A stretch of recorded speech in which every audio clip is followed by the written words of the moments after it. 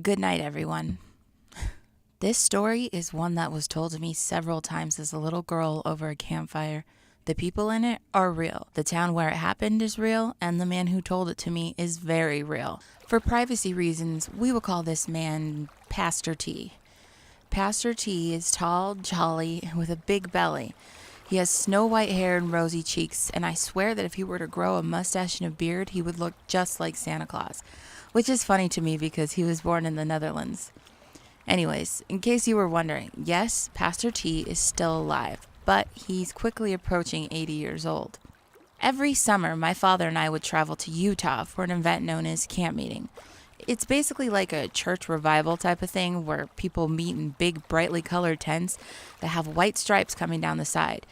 If you have never been to a tent revival, it would look like the circus came to town. Inside the tents, Pastor T would preach about the good Lord and his good book. I adored it. At night, my father and I would go to Pastor T's campsite and sit around the fire to talk. I loved Pastor T's campfires the best because he always had marshmallows and he told the best stories.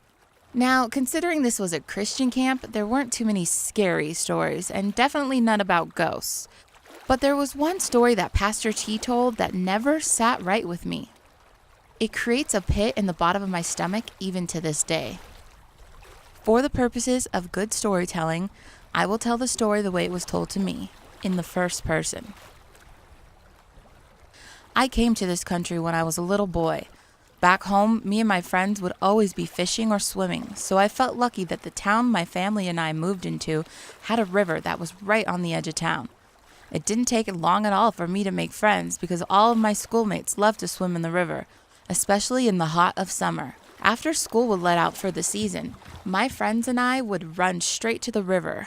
We all would hastily throw our book bags to the ground, rip off our school clothes in a heated race to be the first one to jump into the river. Summer would not, it could not start until this ritual was performed.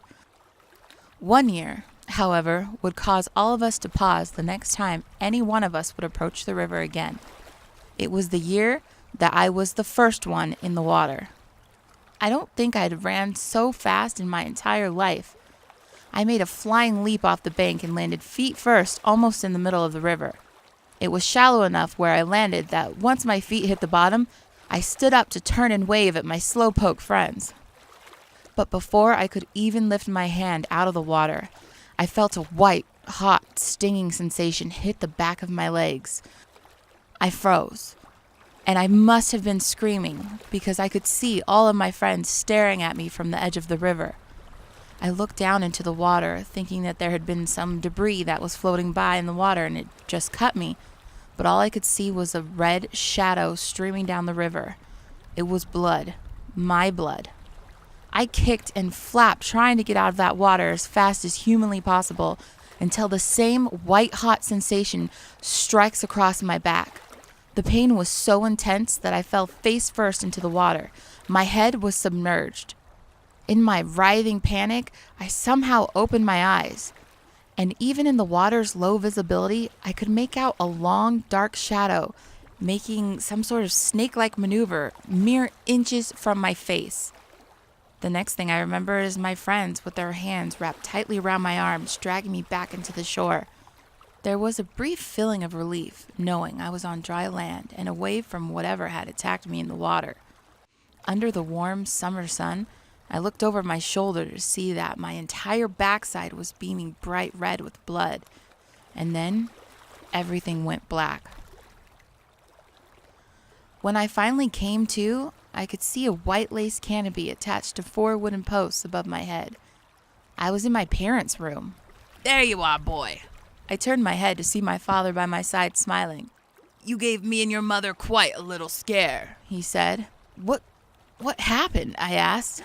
Well, boy, my best guess is that you, my unlucky boy, jumped right into the middle of a spawning salmon's nest. The mama salmon can get real vicious when it comes to protecting her babies. My father laughed as he was trying to lift my spirits. Wild salmon can grow to be almost 5 feet long and weigh near 100 pounds. I mean, I've seen them with my own eyes. Pastor T would then end the story by pulling up his pant leg and showing a long scar that stretched across the back of both of his calves. He said he had a matching one on his back, but I never saw it. But the ones on his legs looked like someone had taken a big kitchen knife and made one clean slice across both legs. Even though the story itself was not that scary, as a child, I could never shake the feeling that something wasn't right. That there was a piece of the story missing, an important piece. Years passed since I had been to camp meeting and the story almost forgotten. It wasn't until around middle school and I was in biology class. We were learning the life cycle of salmon.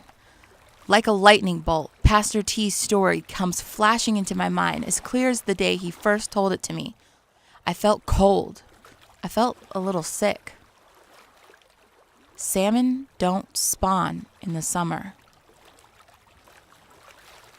Now, friends, I leave the story up to you.